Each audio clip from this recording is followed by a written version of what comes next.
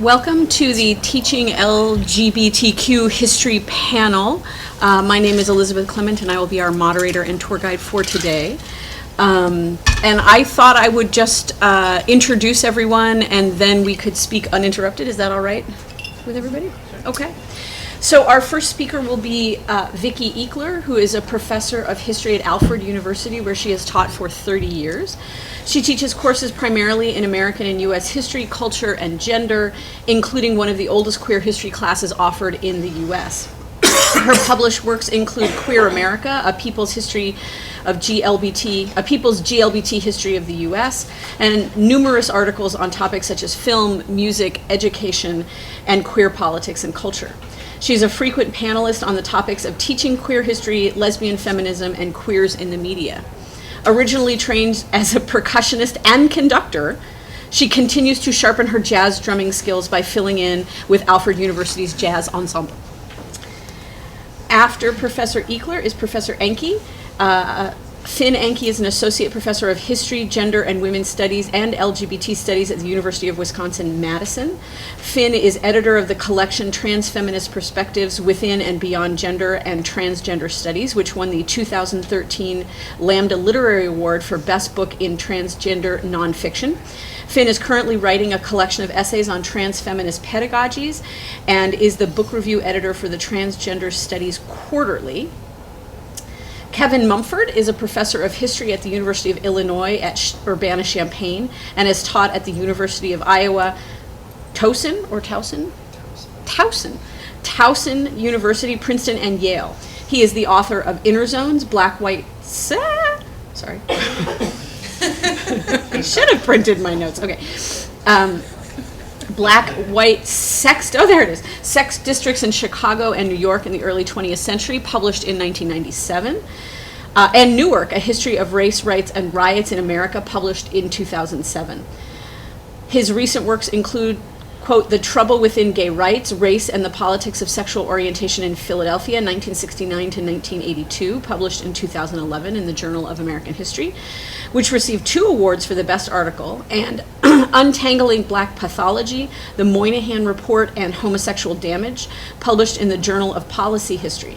He has received fellowships from the National Endowment for the Humanities, the Schomburg Center for Research on Black Culture, and from the Women's Center for Studies in American History at Harvard, and the Fulbright Foundation. He is currently working on a new book project tentatively titled Neither Straight Nor White, Remaking Black Gay History from the March on Washington to the AIDS Crisis. And then our final panelist is Susan Freeman, a historian of women and sexuality who's currently associate professor and chair of gender and women's studies at Western Michigan University. She is author of Sex Goes to School, Girls and Sex Education Before the 1960s. Her current research examines the development of gay and lesbian studies classes on college campuses beginning in 1969, and she regularly teaches LGBT studies and other courses addressing the politics of the history of sexuality. Okay, I guess I'm on. I'm Vicki Eaklor. What I thought I would do, first I want to thank Mark Stein and Beth and everyone involved here. Thank you for coming, for organizing this and making us a presence and a greater presence at the OAH.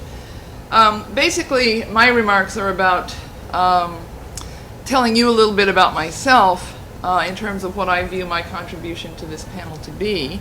I think I teach at the smallest institution. I wanted to describe a little bit the institution and the student body because I think maybe it would help our conversation, sort of knowing who to direct what sorts of questions to, or if anything piques your interest. As you heard, I guess I represent the old on the panel. I've taught at Alfred for 30 years. I've taught for a little more than that. I've taught queer history as a separate course since 1991, when I first introduced it at Alfred University. Beth mentioned my book, Queer America, which of course I forgot to bring a copy to show. I hope you'll take a look from the new press. It grew out of my teaching, and one of the themes I think at the conference has sort of been how to reach the public and so on. And to me, you know, the book was a product of, to me, the kind of the perfect marriage of teaching and scholarship. And my long experience of basically talking to people who didn't know anything about our history, not only students, but people interested in teaching it and really not knowing where to start. And that was so often the subject of so many panels I was on. I thought, okay, I'm going to write a book on this, and I'm going to offer a resource for people. So my two areas are basically my teaching situation and changes in the field that I've observed that have informed my teaching situation, and my teaching decisions, I'll call them. And I think we're more or less going to focus on survey courses, U.S. survey courses. But I also want to mention how I think it's certainly possible to incorporate queer history into everything we teach. In other words, our focus is not on that separate course about sexuality or queer history, but rather other things that we do. So Alfred is a small, comprehensive university of around 2,000 undergraduates and about 300 graduate students. We have no graduate students in history, so that is not a part of my teaching at all. I teach all undergraduates. We're known mostly for a College of Ceramics, both engineering and art, although the College of Liberal Arts and Sciences is the largest college in the university. But every class, the point of this is that it's a small comprehensive, meaning it's a fairly complex situation. It's both a public and a private institution with a contract with New York State. We have a College of Professional Studies, a College of Business. So we can get engineers, we get education majors, we get business majors, and so on in all of our classes. Maximum size of a class would be 50 in our general education, and probably 25 in our upper level classes. We do lots and lots of advising. It's also worth mentioning we have a long-standing LGBTQ group since the 1980s, currently under the name Spectrum, and it's relatively large and active. And I think there's a topic in terms of the material we teach and what kind of activism the students are doing on campus, or what kind of groups that they've chosen to form. I'm one of now what is going to be next year 3 full-time historians at Alfred University. 2 of us cover America, the Americas plural, and the other person will be covering the rest of the world, as he's doing now. That is, we used to have about 4.5 historians, meaning people who taught other courses besides the 4 full-timers. So we're under the same crunch that a lot of people are.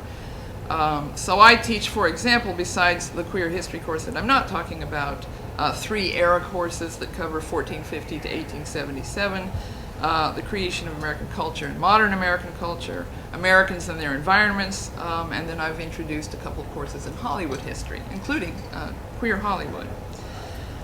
So the changes that I thought I would address are just, of course, the breadth of the field. When I first was either introducing this material into my survey or thinking about teaching the separate course, just about the only thing out there was Hidden from History, which I used. And I also used Katz's Gay American History as the supplement book. And I kind of followed the pattern of a text and a supplement, maybe, if I could find some other readings. And it's not that there was nothing, but there wasn't a lot. So I'd say if there's any big change that has been really thrilling, it's been the change in the amount of material to choose from when teaching any course. The readings, the resources, all kinds of resources, not just books and readings. But I also find that I think, at least in my opinion, teaching just undergraduates, understandably the majority of what's being published is pretty specialized.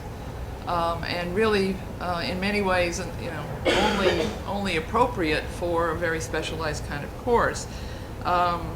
So I guess if I was going to call for even more scholarship, it would be along the nature of thinking about those first-year students and thinking about what can we introduce to them that would introduce them to us, you might say. So I just thought I'd offer a few examples and then pass the baton here. For example, in my survey course, which I teach every spring, survey of American history since 1865, I just spent a couple of days only on the Cold War, and I included the Lavender Scare, which I've done even before David Johnson's book came out. But now that the book is out, I always take it to class and show it around, and it kind of impresses the students that I think it's more than me just telling them this was a thing. Yeah, see, it was a thing. I do a separate lecture on post-war movements, so that's kind of the obvious place, and it's in the context of various post-war rights movements. When I get a chance to talk about the new Negro Renaissance, I try to include, this is the very queer Renaissance. I sometimes show a wonderful film I recommend, The International Sweethearts of Rhythm, which deals with everything, especially gender and race, and on a more subtle level, that film in particular, sexuality. There are hints that are fulfilled in another film called Tiny and Ruby, but it provides a good chance at discussion. When I talk about rock and roll, I talk about sexuality and so on. So I see this course as, again, incorporating, it's an American history survey, U.S. history survey, really, that incorporates everything. I'm also right now teaching a course called Europe and the Americas, 1450 to 1750, and the last book we're reading is the Lord Cornbury Scandal, about the fellow who is purported to have dressed up. There's a painting that's supposed to be Lord Cornbury dressed as his cousin Queen Anne. And it opens up a really interesting, again, line of discussion. And again, to me, this is a nice book to remind students that there's more to so-called colonial history. There's a gender aspect, and it's a really nice study of gender, masculinity, femininity. Is this a painting? Does it matter? What does it mean if it is the painting? And, what does it mean if it is him, a man cross-dressed as a woman and then sitting for a painting? It deals with class in a very real way. In modern American culture, I've been using Larry Gross's Up From Invisibility. In other words, I'm finally sort of putting my text assignments where my mouth is and thinking, if you're really going to incorporate queer history into your courses, then incorporate it into your courses, not just mention it, but why isn't one of the 6 books, a book on queer history? So that's basically what I have to say about this, and I'm certainly willing to talk about, again, changes over time. But basically I see the change in breadth, the change in definition. When I say queer, I mean it in the broadest possible sense, whereas when I started teaching this material, I pretty much, I will admit, was thinking gay and lesbian. And so I've rethought how I do what I do. I'm done. Thank you. Hi, I'm Finn.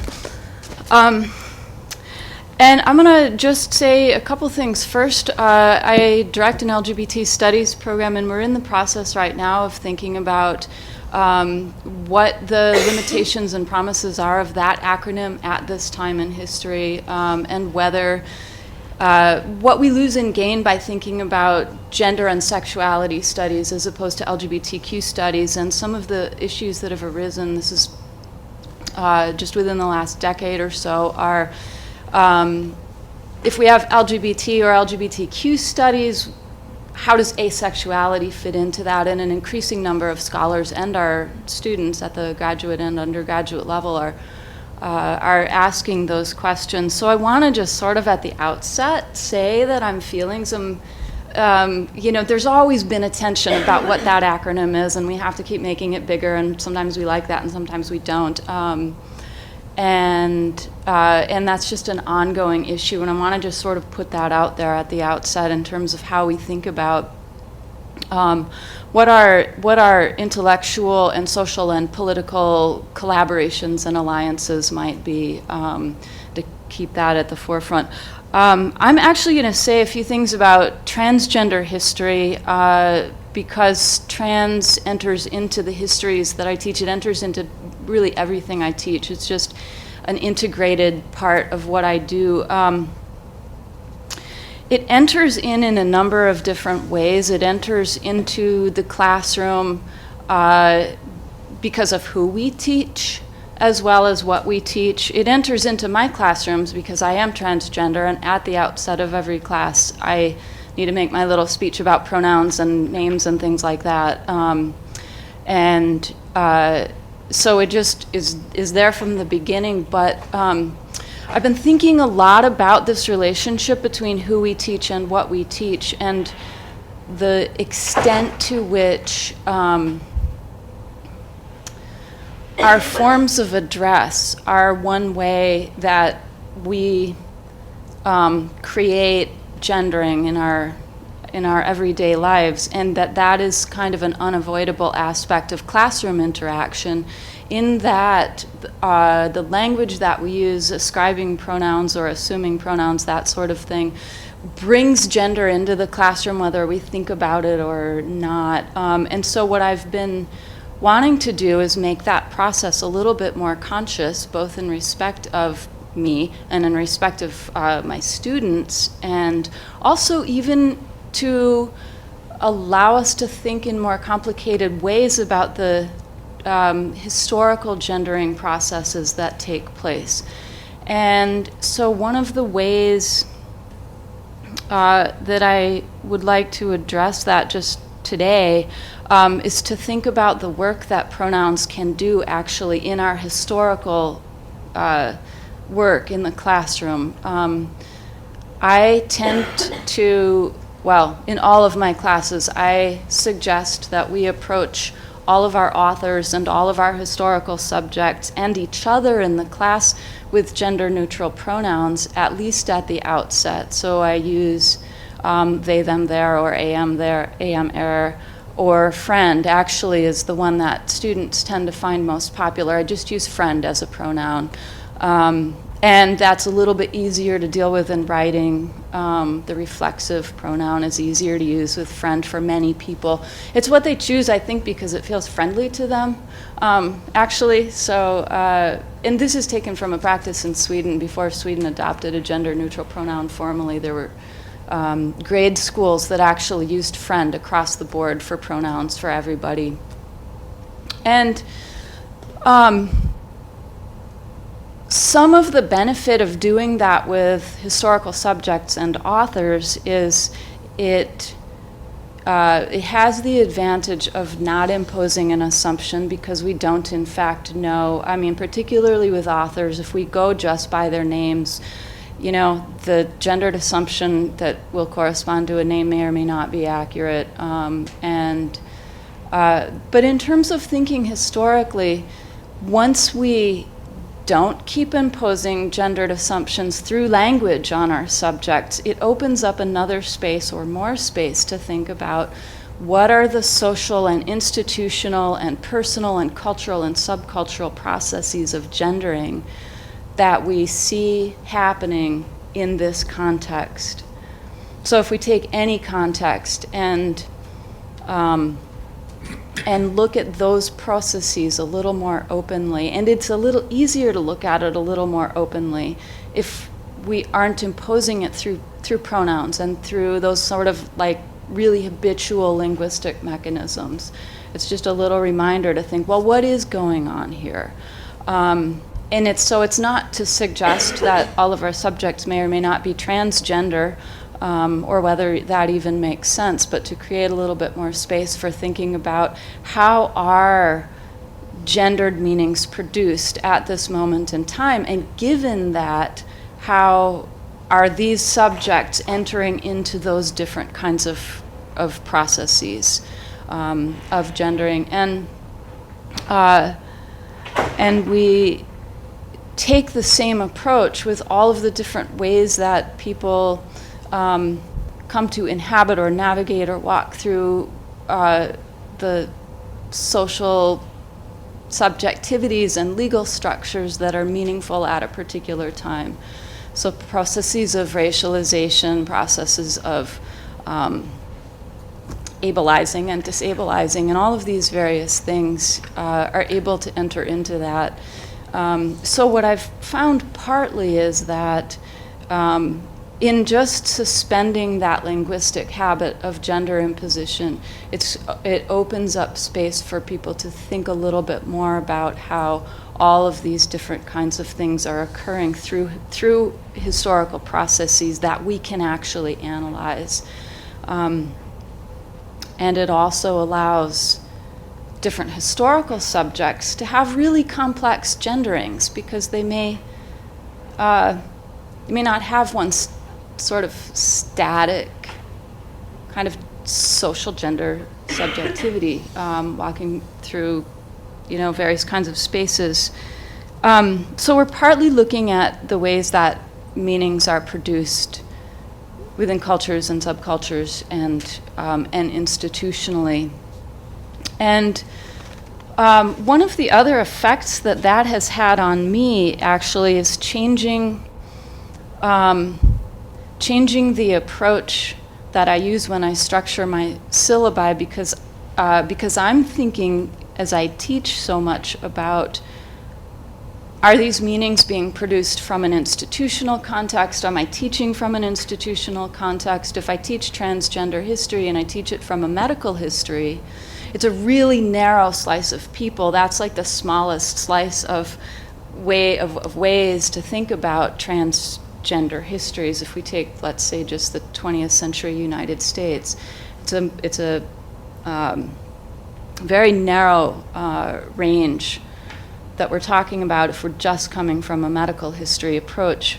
And so it's really pushed me to think about how can I revise the structure of these syllabi and sort of move away from the most dominant institutional models to incorporate much more breadth of what's out there in the world in terms of how people deal with, or not deal with, but how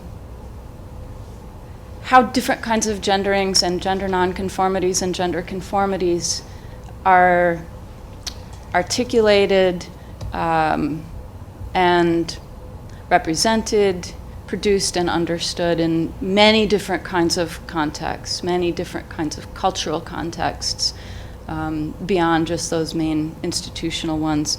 And one of the things that has happened in the process is that I've gone from, say, 2005 in a course, not a survey course, but a transgender history course that was a survey of transgender history, that had as its sort of unintentional structure a kind of medical history perspective. And it was a history that spanned about 1,000 years, but it was still pretty much following a medical history perspective. And in that, I was really at pains to figure out how to get a diversity of life and culture into that course. And I was typically finding that I was always having to talk about the way that the medical history was confining itself, in fact, to a very small subsection of people. And then what that meant was that everybody who was outside of that institutional perspective was sort of, I felt like I was sort of reinforcing the marginalization and otherness that the medical profession itself was creating. And as soon as I started thinking a little bit more about the range of ways that people make meaning, I moved away actually from that medical perspective, and now my course is very little about that, and it's almost entirely focused on the ways that people who don't enter into that are making meaning and have historically over the last 1,000 years or so. So much more able to talk about the way that race and nationalization and even settler colonialism and that sort of thing produces gendered and sexual imaginaries and meanings and that kind of thing. So I think that's all I'll say at this point. You're next. Okay. So the way that I found myself on this panel was I was asked to write an essay for this volume. What's the volume's title? Understanding and Teaching U.S. LGBT History. Yeah.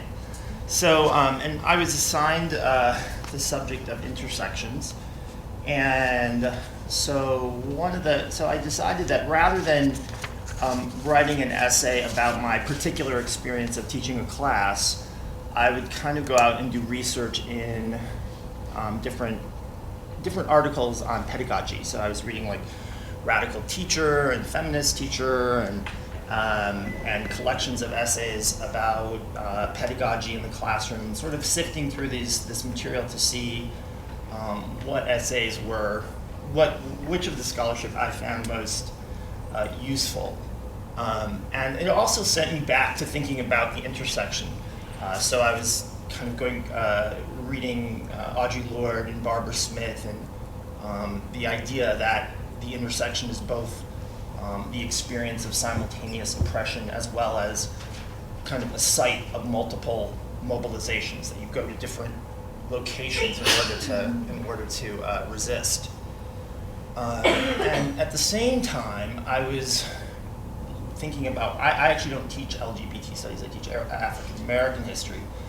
And I was kind of going back to the scholarship in African American studies and seeing, not finding a lot of material that was particularly open to the intersection. So that traditional kind of Black studies or Afro-American studies pedagogy was still pretty much organized around a single category of analysis. And so that was an important moment for me to kind of realize that there was some work to be done there. And so some of the findings or some of the issues, one of them was, I suppose, was learning a lot from both feminist studies and trans studies about just being sensitive to difference. That thinking of the construction of difference means that as a teacher you don't you kind of lower expectations for a certain kind of performance of recognized difference. In other words, you don't have expectations about how people should sound or how people should, what kind of voice they should have, or what kind of identity that they need to perform. That you sort of really try to be very neutral on that level, and that helps people to be able to think and to be able to express themselves in the classroom. So that was kind of one, just a general sense of reminding the audience of this article that that the old intersectional, kind of list of differences has not really been transcended. Like, we still need to keep thinking about that even in this queer moment. So another issue was, how do I incorporate issues of LGBT in traditional African American surveys? So one obvious answer was the Harlem Renaissance. So that this is, I think, a period that has become thoroughly seen as queer, and that it's very easy to, teach Nella Larson's passing as a story about crossing the race line, but also that, it happens that, 8 or 10 times in the novel she uses the term queer, and it has a lot of, and so that it's a very easy way for students to explore multiple perspectives of race, class, gender, and sexuality. Another thing is, like, if I teach a course on the long civil rights movement, to emphasize James Baldwin or Bayard Rustin, and to talk about, for example, that you can see the March on Washington as this monumental transformation, at this turning point in the civil rights movement, but you can also see it as a loss for someone like Bayard Rustin, who has been sidelined and who finds himself without sort of a home after the march. James Baldwin had wanted to speak at the march, but there's lots of evidence about that the establishment didn't think of Baldwin, who has been ridiculed already for his gay novels, that he wasn't really the kind of person he wasn't a civil rights leader. And so that, in other words, to teach the civil rights movement as a step forward, but also not the culmination for everybody that's in the movement, right? That some people have multiple agendas, and they're not completely fulfilled by the movement. And the other thing is to sort of try to think about, later on in the sort of, especially if you talk about the northern civil rights movement, that it seems perfectly legitimate to think about intersections between movement, mobilizations for equal protection in LGBT communities, and the ways in which a sort of the language of civil rights helped LGBT or gay rights activists call for equal protection in cities and college towns around the nation. So again, to say that that even if somebody who's taking a course in African American history, you can, I think, subtly and accurately incorporate LGBT history.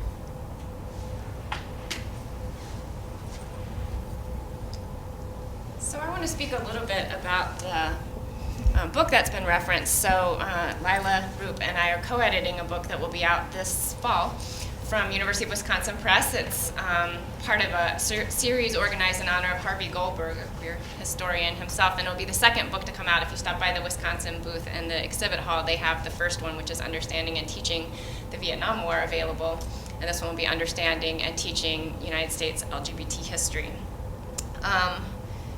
Partly the motivation for putting this book together was in response to people who want to teach content that's queer focused and perhaps themselves are not specialists in the area. I recognize that a lot of people here at the session are themselves LGBT historians, so the coverage topic-wise that we do in the book is really familiar territory for many of you.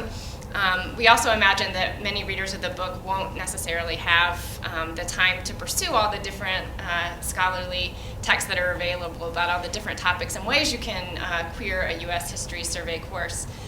So the book is intended for that broad readership of both high school and college teachers at all kinds of institutions, making the case that not only can we add these lives and experiences to the curriculum and be more inclusive, but even more so we can connect LGBT history to larger, broader themes of a survey course and help students to think more critically about issues like justice in the context of including LGBT lives. You may know that California in 2011 passed this FAIR Act, which is to mandate the inclusion in social studies classes of contributions of LGBT and people with disabilities, adding to a list of other previously included groups, women and many racial and ethnic groups. And so we perceive that there might especially be some interest whether this law stands or whether other states follow suit, who knows. But we do hear anecdotally that teachers are interested in doing this kind of work, and of course students come to the classroom with all kinds of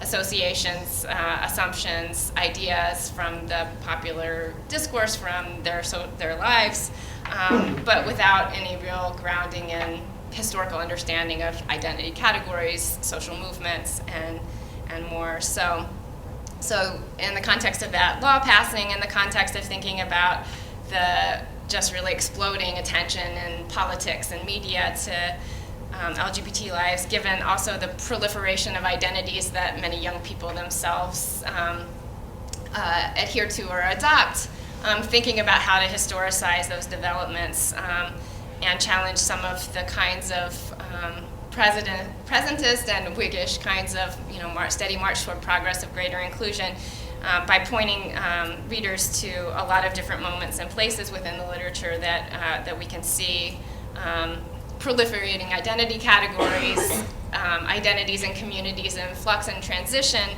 seeking to define themselves, sometimes with social sanction, sometimes with opposition. So how the book is organized is that we have several contributors are actually here in the room, including Kevin, who spoke about his essay. We asked several historians to write about experientially their careers and how that they've worked their LGBT historical and activist perspectives into the teaching work that they do.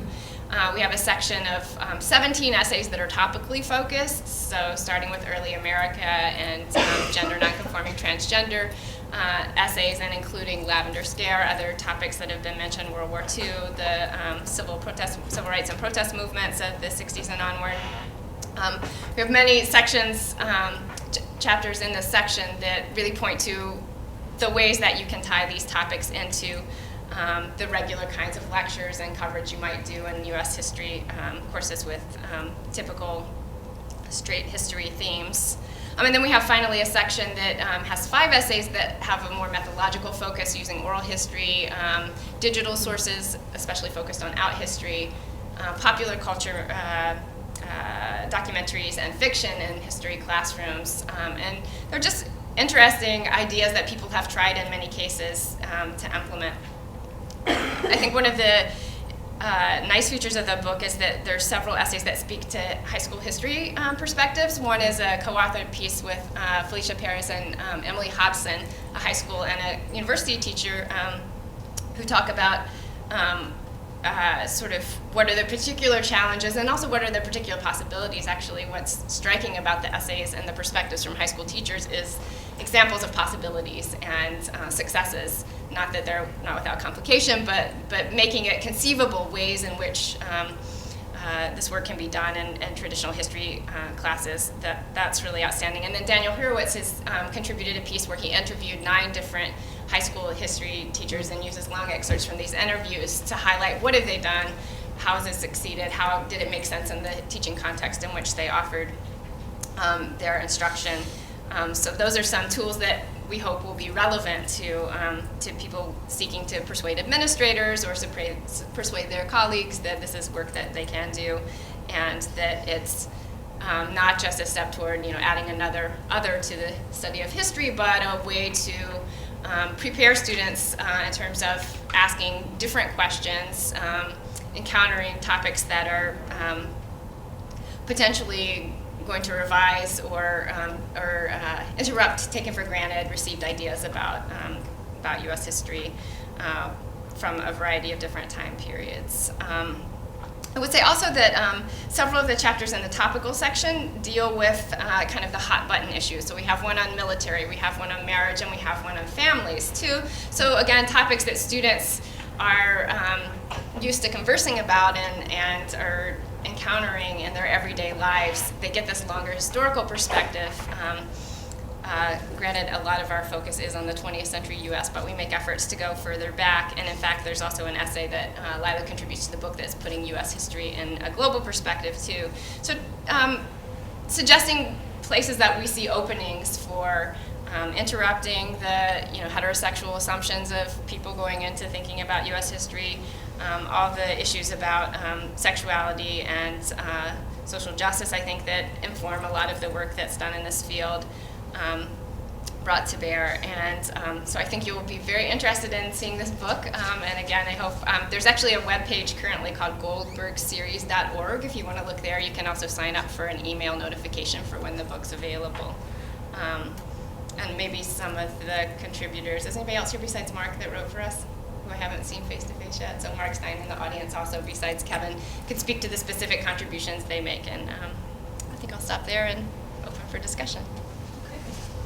Okay. Well, let's open up for discussion. And given that it's a relatively small session, if you want to have comments or questions and you want to say a little bit about why you came and what you were hoping to get out of the session, I think that would be excellent.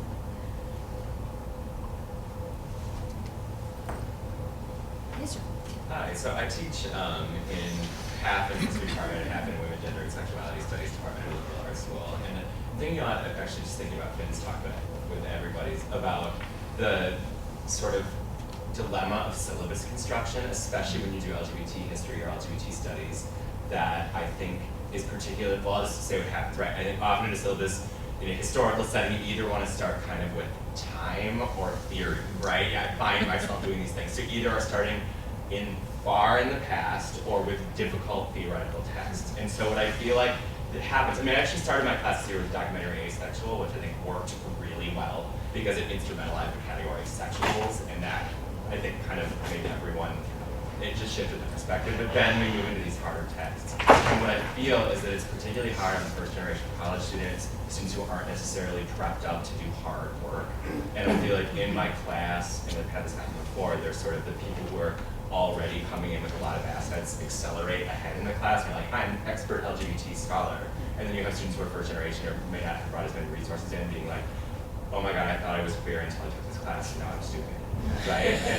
and I hate that. And so any ideas about sort of, maybe I think maybe the most addressing than anyone who wants to. Well, it also, that your comments, yeah, it's a real dilemma, and I feel like it dovetails not just with what we do with our own syllabi, but also the way that departmental curriculum are imagined, in that what counts as an advanced course. I just instituted a transgender studies course in gender and women's history, and I wanted it to be one of the intro level courses, and they're like, no, it's too advanced. Yes. It's too advanced. And for me, that's very marginalizing to suggest that students have to have a foundation that is implicitly not trans before they have the, conceptual and academic skills to enter into something that's really complex. Code for everything you want it to be.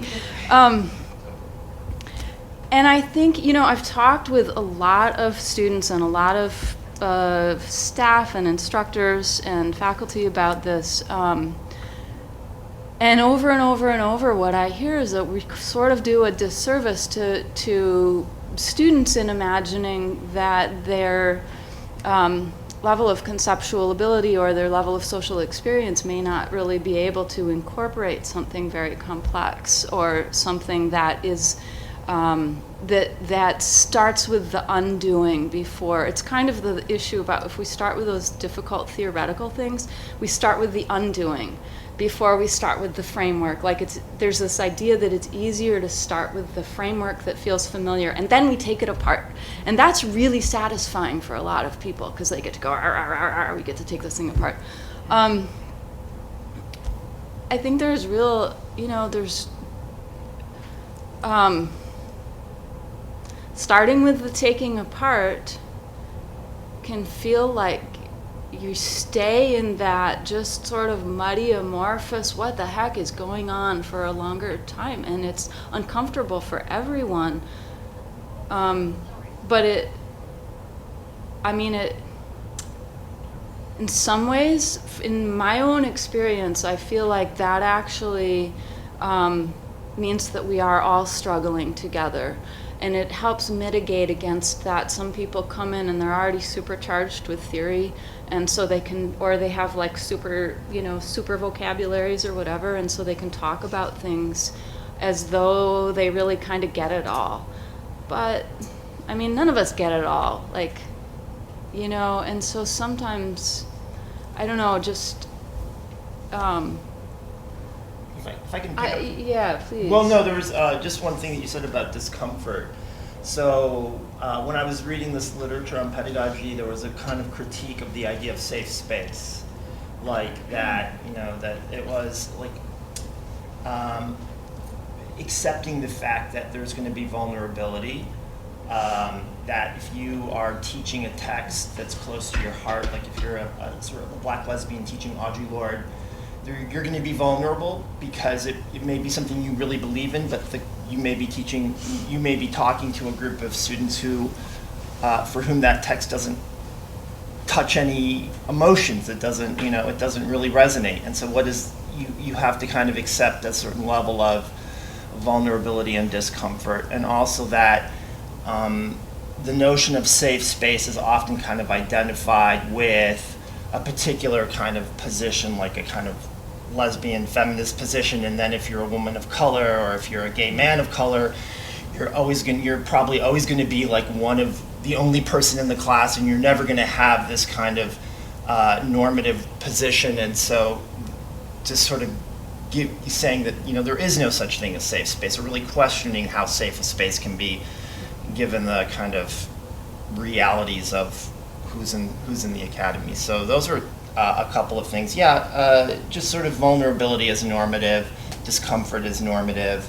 Also, another thing I saw in the literature was a questioning of authenticity as a position from which to speak. That is, that because you are a person of color, you do not know everything about the literature of the scholarship and the pedagogy around race, or around intersections of race and other questions. So that just disrupting this, and that is also a service to students of color who don't then walk into the classroom and feel like they are expected to speak for a particular category or group.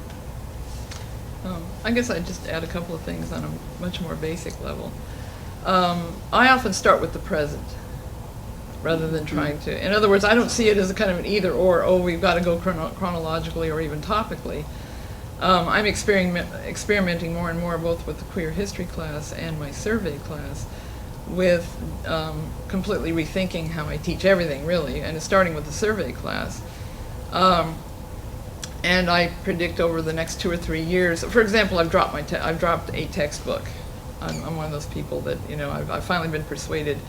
It's just, I'm not sure it's working the way I want it to work. I was kind of wedded to the text. I like the support of a text, and I'm talking about American History Survey now. And I'm really excited because I really do feel like this year when I've dropped the text and I've experimented with the very idea of chronology. I mean, it's still chronological, but they're coming in because in New York State at least, they all have to take junior year history, American history, and they think they already know it. So there is and isn't a structure there. They know what they've been tested on. So I'm trying more and more with the idea of starting with the present, and I do that in the queer history class, and just kind of see where they are and what they do know by starting with the present and starting with whatever issue is out there at the time, and then kind of taking things and working backward for a week or so. Another thing I do is instead of giving a subdivision of eras, I present the way for example, the queer narrative is being constructed, and then I want to kind of throw it out there to be questioned. Why do historians divide up things this way? What is it? And then that raises larger questions about the doing of history. So in those ways, I kind of ease them into theory without saying, okay, now we're going to talk about theory. Because the first couple of times I taught the course, we started with theory. And it didn't go that well. And I finally thought they need to have had some conversations by the time that more theoretical things make sense. And I don't think that's underestimating them. I found it to be very realistic about what they actually know, regardless of their course level. Because I don't think we do enough theory in most of our history courses, at least where I am. That's my approach. I actually also do big AmCiv classes and then history of sexuality, and I like all of the answers that we've talked about. I find just changing, I also don't use a textbook in any of my classes, just because they're going to ask me about Teapot Dome, and I'm like, I don't know about Dome, I cannot discuss, and I'm not rereading the textbook, so we're not talking about it.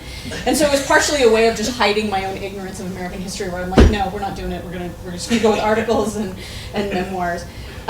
But one of the things that I find to sort of address the part of your question of different levels that students are coming in with and different skills that they either have or feel like they have, and this is kind of a no-brainer, but film is really helpful because film, images, music, because it allows people to talk about things that they feel like they know. A lot of people feel like they have skills. We all know how to watch a movie, even though, of course, we don't all know how to watch a movie. But so in History of Sexuality, I actually started, and I liked your framing. It's like we all either do theory or we go way back. And I'm like, yeah, that's pretty much what I tried to do. And so for a while, I started with Foucault, and it was awful. The first week, everyone was like, I thought I was going to like this class.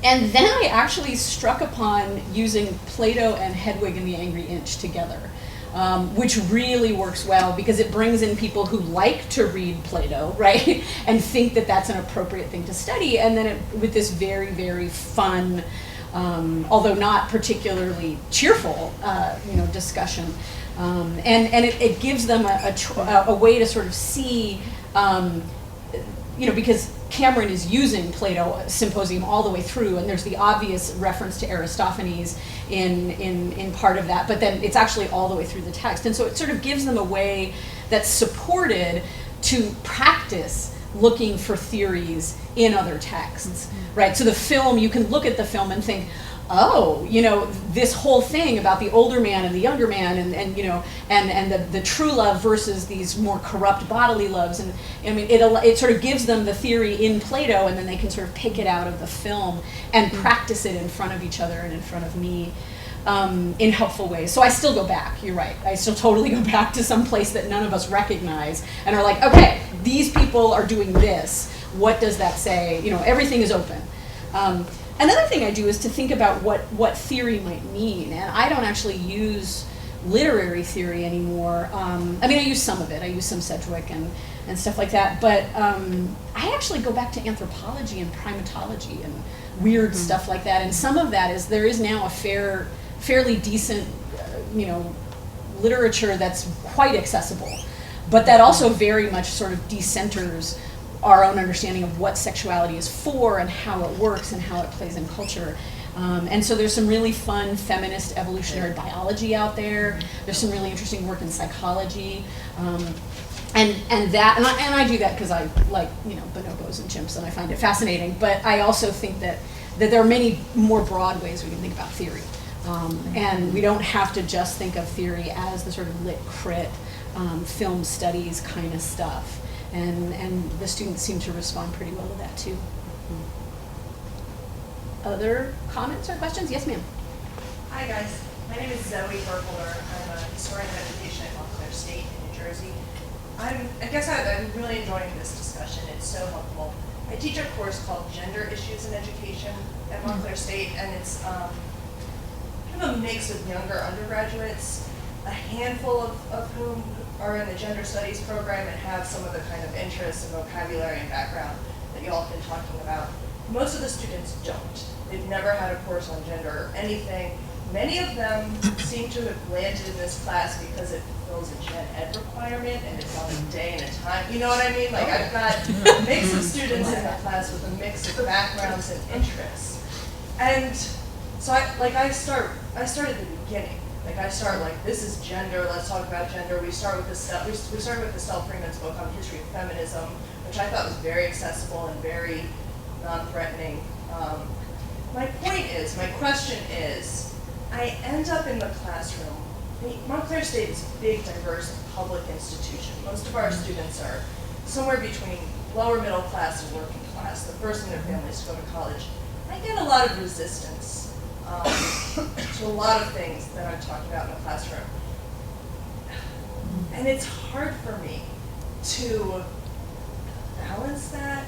On the one hand, I'm trying so hard to respect my students' opinions, for some of them beliefs related to education, related to their family's cultural background. We have Muslim students, we have students from the Caribbean, students who come from families and communities that aren't as, open and happy and comfortable talking about queer issues, and who come to the classroom with those issues deeply held.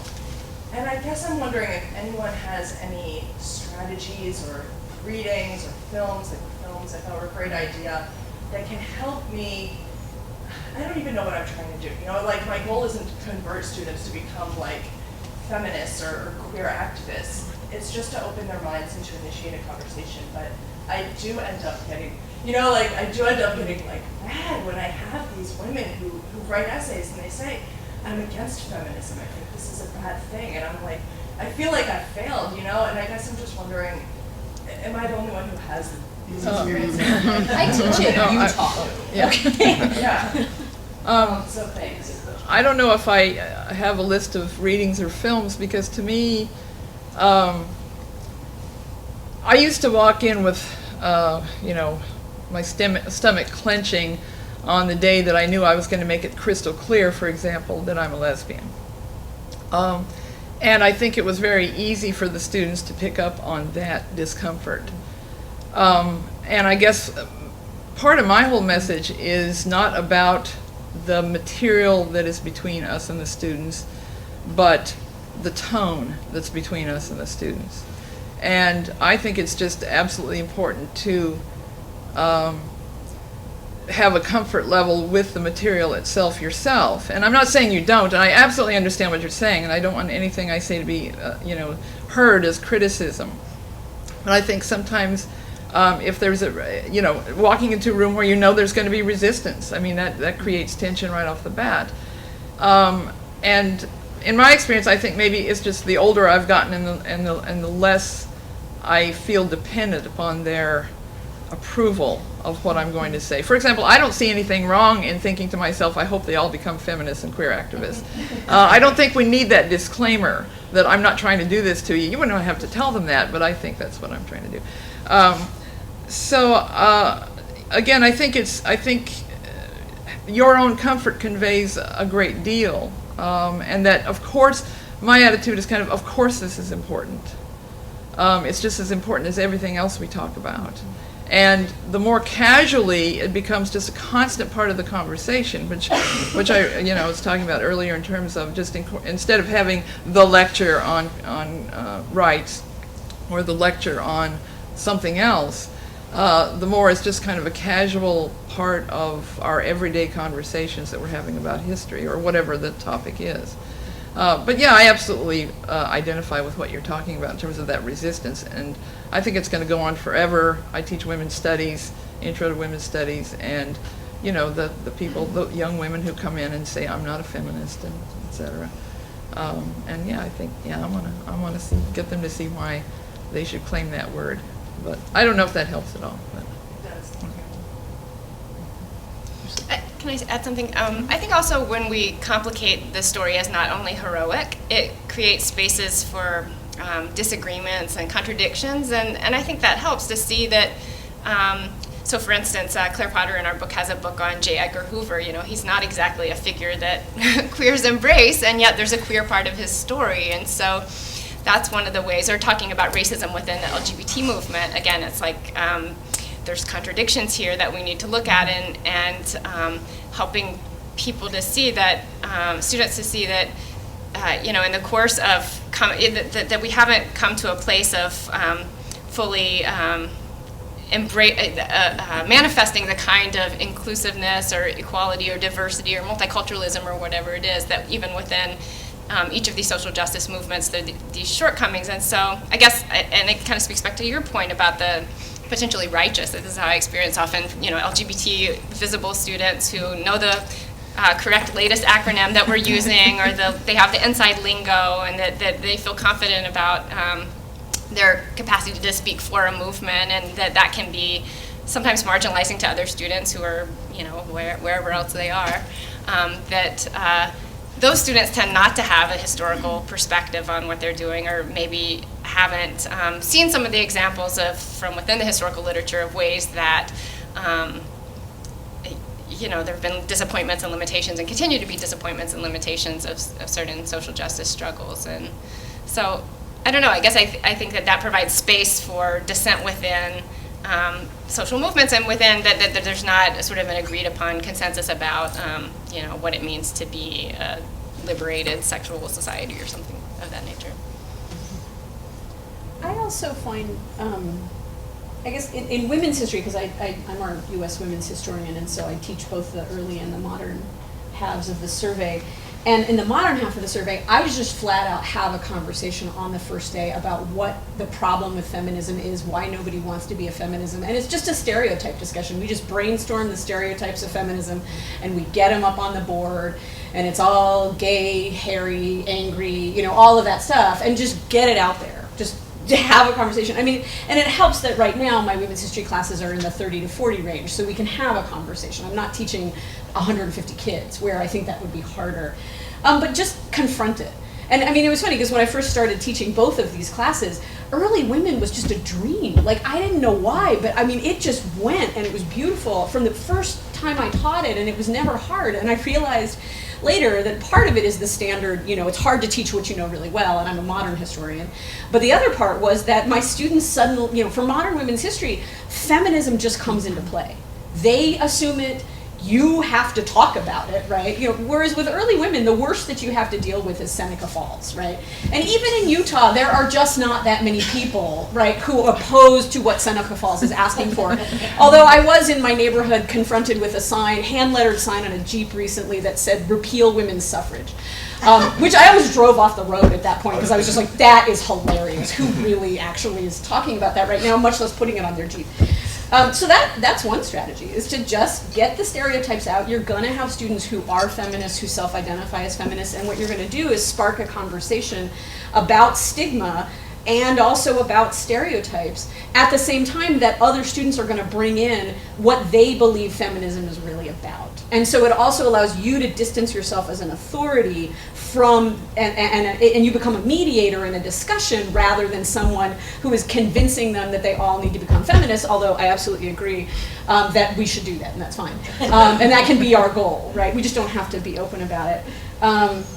In the survey, and Utah also has the state required beginning to end American history survey, which was so ridiculous that I very early on gave up on chronology at all, and I teach it in units, right? So I do sort of creation of race, slavery, civil rights, and mostly African American, but I throw some other stuff in there, and I do ethnicity and immigration, and I do industrialization and the creation of social class, and I do gender and sexuality.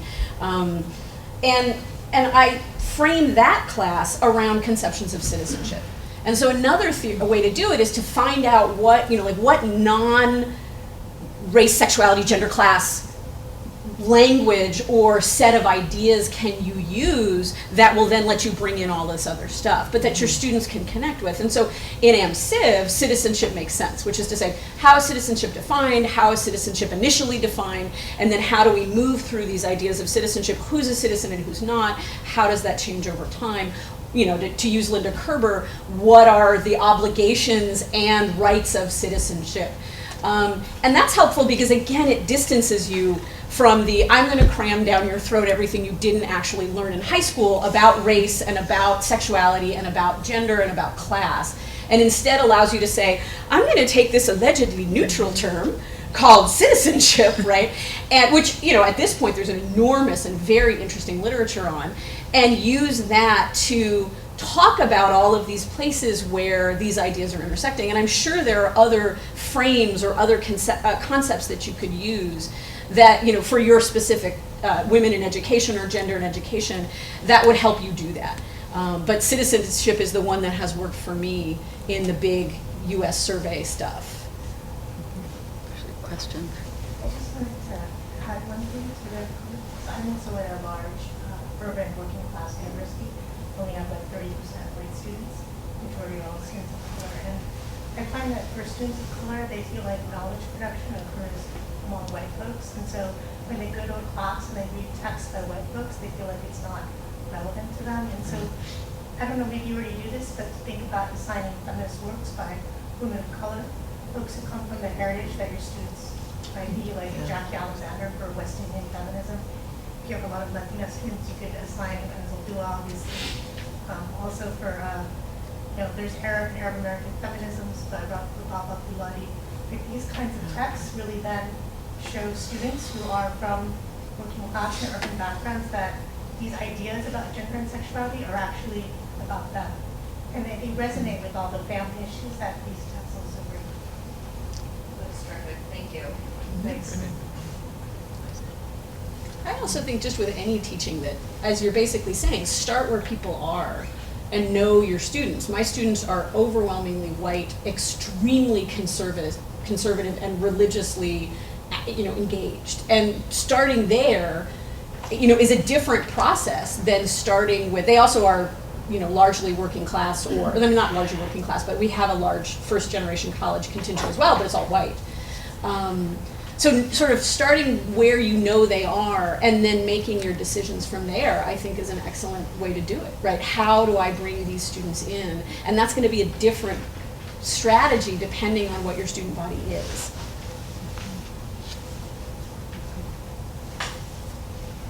I was wondering if we could have a conversation about topics that you guys particularly like very concretely, to bring in the kinds of things that you wanted to talk about, or intersections. So one of the things that I really enjoy about AmCiv is the importance of World War II, and that as if you do it by topic rather than chronologically, then you end up hitting World War II several times for groups. And thanks to Berube and to a certain extent D'Amelio's work, right, World War II is important for sort of gay and lesbian community formation, and in ways that it's obviously desperately important for African Americans, and is also very important for women. And so I'm wondering if you guys see other interesting intersections that help you guys sort of talk about, sort of combining sexuality with gender, with well, that's not hard, but with race, with class, that reinforces these ideas for your students. Well, because I was originally trained in music, I use a lot of music, both literally playing music, but changes in music, because American music is so wonderful, and they know they can't pass my survey if they don't know that jazz is the greatest music that has ever been conceived. But what American music opens up, in terms of, again, not just playing it, but explaining what's so wonderful about it, in every class I can work it in, is how it automatically deals with those intersections. Because you can't talk about jazz or rock and roll without talking about race, class, and gender.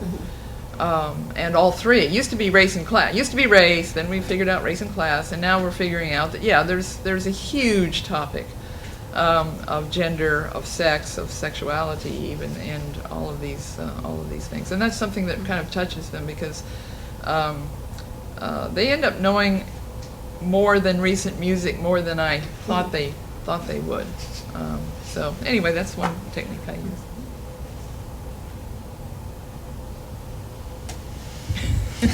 Other moments that are handy? I would add that, I'm in a non-history survey class teaching Jenny Breyer's book on AIDS, and she also contributes a chapter to our books. I mean, I think that's a especially ripe topic for dealing with intersections, and she has some great pointers in her infectious ideas as well as in the chapter for our book. Or, yeah, and also like in the teaching African American history, talking about kind of amalgamation and the invention of miscegenation and the way that discourse has been used to mobilize white supremacy, to, the way that it was a cover for disenfranchisement, the way that it comes up again in resistance to integration after Brown v. Board of Education, the way that it comes up again in Black Power nationalism as a discourse to be opposed to, so that, again, this intersections of race and sexuality continually mattering in African American history. And reproductive justice, dovetailing on that too, the ways in which you could count, the efforts for formation of LGBT families and reproduction. Daniel Rivers talks about this in his chapter in his book, and tie that back to earlier struggles for thinking about movements for Planned Parenthood, feminist struggles against sterilization abuse, and all the multifaceted issues there. Well, that's an interesting way to bring in race as well, right? So the very early sort of Margaret Sanger shift from socialism and anarchy sort of theory into the conservative, sort of more eugenics movement stuff as well. I also agree with Vicki about music, because American music is so syncretic and borrows from so many different places, and or flat out steals, right, from different places. But we had a really interesting moment in History of Sexuality this semester. I teach the Shirelles when we do the 50s, right? So, will you still love me tomorrow? The answer is no. You're going to get pregnant. He's going to leave you. Right? And so we do that, right? And that has that wonderful sort of like African American girl group, sound to it. And then I hadn't really thought about it, but I have a music unit on trans stuff, where we move from the Kinks' Lola to Lou Reed, Take a Walk on the Wild Side, and then I use a music by Coyote Grace, which is a sort of modern, punky folk, and the way that the way that lesson originally sort of developed was sort of like talking about, when does the transsexual speak and what does the transsexual do in popular culture for people, right? So in the Kinks, it makes you a man, and that's what the transsexual's for. But then we ended up having a really interesting conversation about Lou Reed borrowing African American form in Take a Walk on the Wild Side, right? Because it's clearly there, and we had just heard the Shirelles, where you heard, and he references, not the Shirelles, but he references that in the song, and it was really, I had students just pop right up with the race, the sort of way that race is playing in this lesson plan that I had not, because I'm bad, right, had not actually originally conceptualized around something that we would talk about race. So I think music really does, in interesting ways, if you give them some background, and they bring background to music, right? We had the hilarious argument about whether or not Lou Reed was proto-punk, right? Because I always ask them about genre, mostly because I don't know genre, so I figure somebody will know what genre this is, right? And they bring a lot to music. It's an expertise that a lot of our students often have, and And Vicki's absolutely right. It is more historical than we think it would be. It's not just what they're listening to, on the radio right now. A lot of them listen to stuff on the radio and then are like, well, what came before this? And they actually go themselves and try to figure that out and then bring it to the classroom. Other practical strategies? Finn, you looked like you wanted to say something. Well, yeah, I mean, some of the arenas that I'm just sort of recalling sort of where students really latch on to different ways of looking at how sexuality and gender and race are produced is through like incarceration, for example, is a topic where all of this stuff, depending on what kinds of sources you use, all of these things can kind of come up, and students can look at it in more open ways and more interesting ways. And migration and immigration is another huge one that I think is connected to some of those citizenship issues, is how is it that border crossings entail processes of racialization, nationalization, gendering, and that sort of thing. I mean, for me and for my own research, I really focus on social movements and where we need to sort of rethink what we name them. And so, I mean, I look a lot at feminist activism in the 60s and 70s and 80s and try to break down this idea that there's feminist activism and there's trans activism and they're separate, and that they are constantly in tension. And in general, when I look at social movements of that time period, I mean, what I really like to highlight is the way that we can't just simply separate them by calling feminism that white thing, and then there's black feminism, which isn't that white thing, and that those are really problematic ways of looking at things. And students, I find in some ways one of the things that is making teaching some of those complexities easier, and the kind of the multiple mobilizations that Kevin talked about right at the very beginning, is that students really seem to be believing in identity in some interesting ways that's a little bit different from the way that 20 to 30-year-olds might have believed in identity 15, 20 years ago even, and in that they believe to a surprising extent that people have a gender identity and that it is for nobody else to interfere with that identity, and that people have, and then they are all into intersectionality, so that everybody has all of these different, lineup of identities. But what becomes really usable pedagogically is that there is also this belief that nobody else gets to speak for people.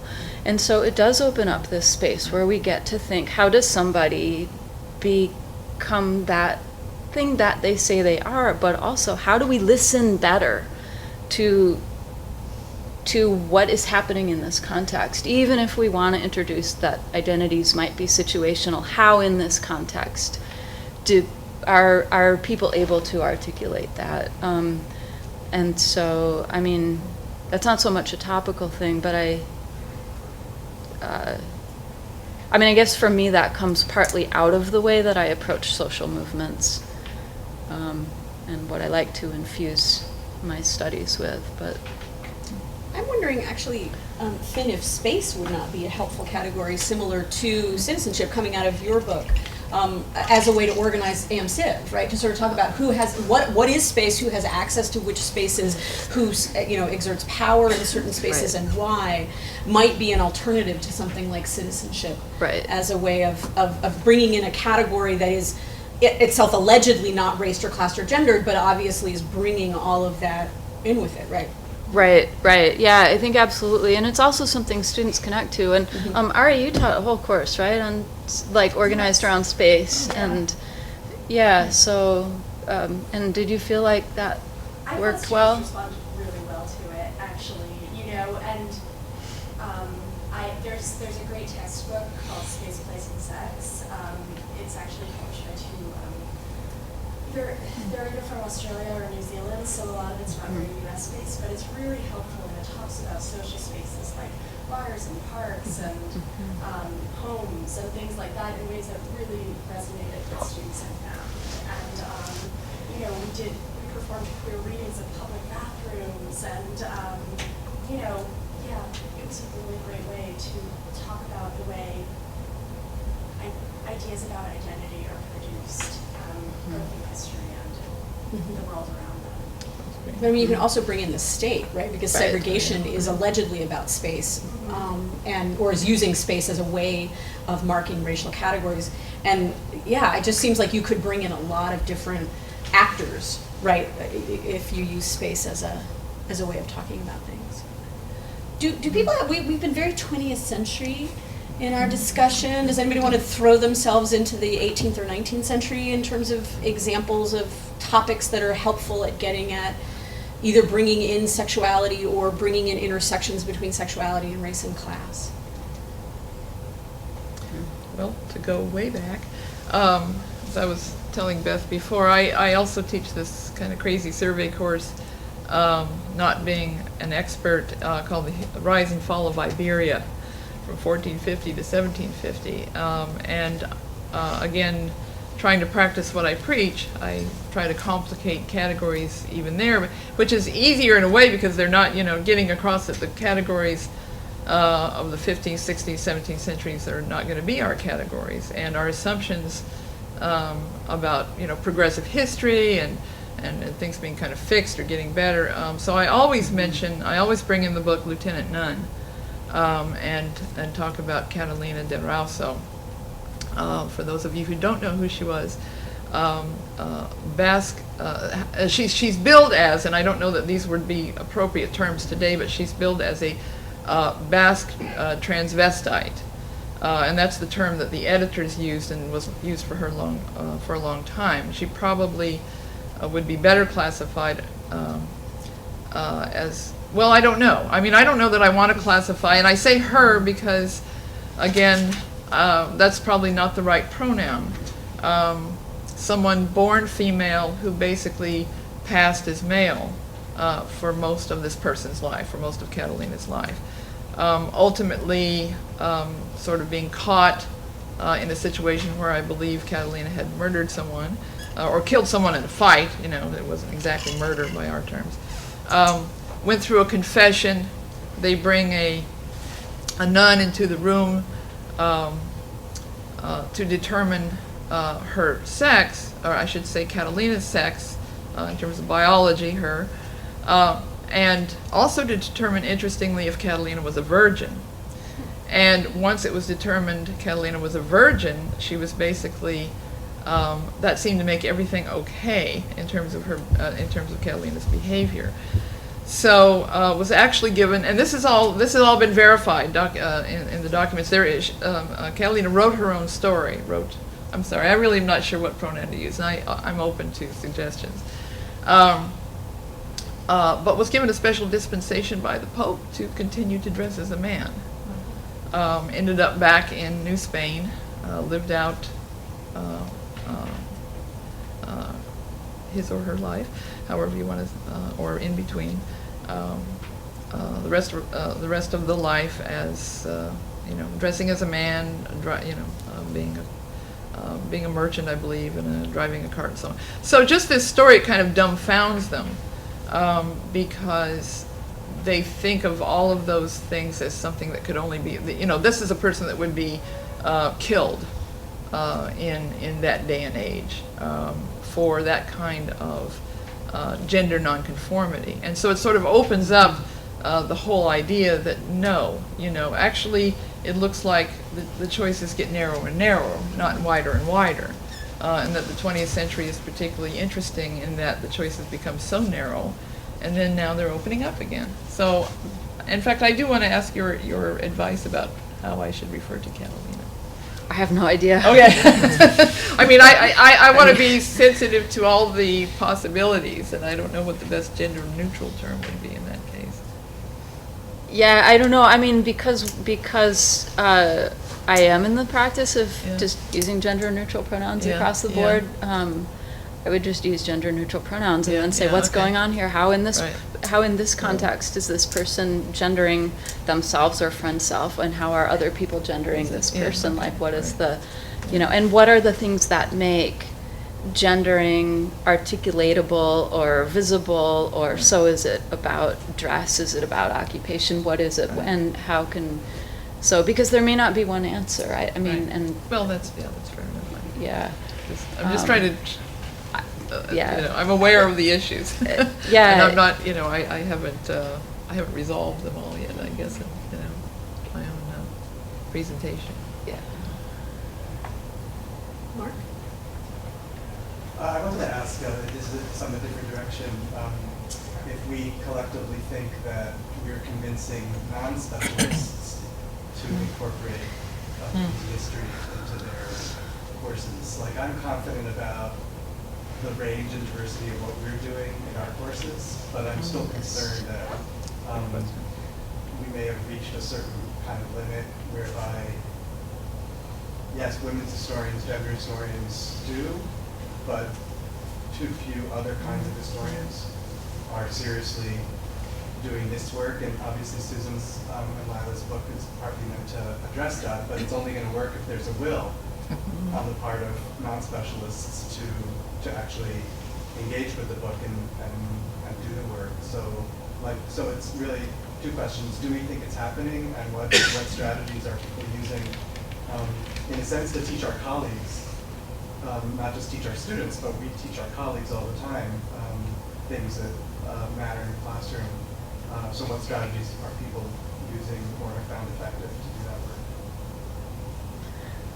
work? I would love to say a few things about that, partly because at University of Wisconsin, these things have come up both in what's happening in the classroom, but also around issues of diversity training.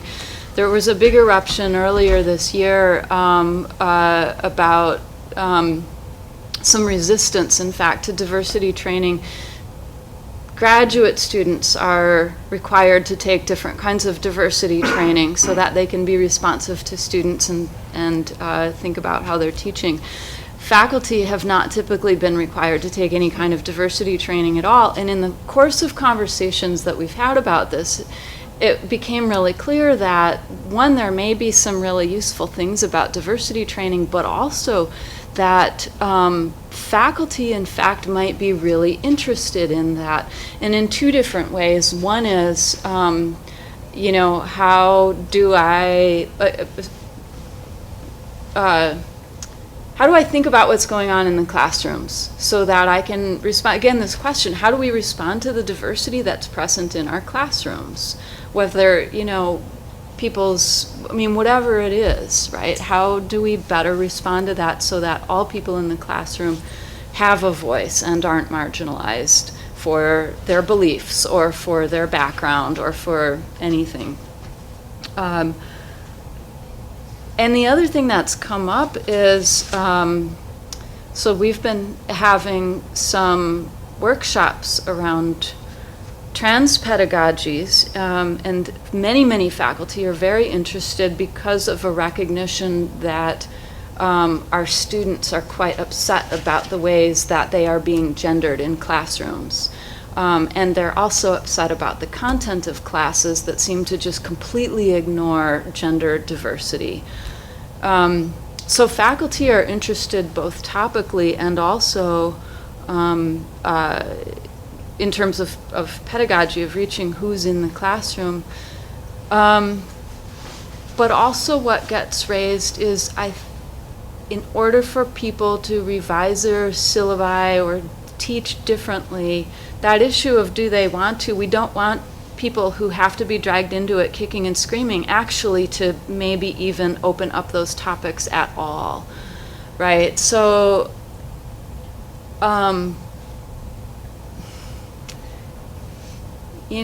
I feel like there's sort of some growing interest and feeling like these issues are less ghettoized than they used to be. It's because of the proliferation of historical sources and materials that we have to work with. So now people talking about sex work or people talking about incarceration have cause and sources to use to teach these things. That's bringing them into it. The scholarship is actually bringing them into it, it seems like. But that issue of people who don't want to do it, I don't think I want them to do it either. You know? I actually think it's really hard. For example, African American history textbooks do not talk a lot about sexuality and do not say much about gay stuff. So you'd think that by now we could see the Harlem Renaissance as something that's thoroughly about sexual experimentation, and yet most if not all standard African American history textbooks don't. So that's I mean, there's a kind of politics of respectability around that narrative, and just have to kind of keep bringing it up. Like whenever I talk, I bring it up. I say, that doesn't make sense. But another one thing that I always recommend is like James Baldwin. Like anything that James Baldwin writes is totally, students really enjoy it, and it's an automatic. And he's definitely gay, and he was definitely out. And so just to kind of, you can contextualize him and teach him in an African American survey or in the U.S. history survey, and you're presented with a really interesting intersection. So. I actually feel the same way about Audre Lorde's Zombie, where that is such a queer text, right? I mean, it's not just a lesbian text. And that stuff about immigration and learning race as a child in the North, and I mean, it's just an amazing sort of memoir to have them, and then they all have to figure out what a biomythography is, which I don't know, so. Do we have any other questions? I don't remember, since I didn't know what time we were actually supposed to start, I don't know what time we're supposed to end. 10:30? Okay. Perhaps we should wrap it up. Thanks for coming. Thank you for coming.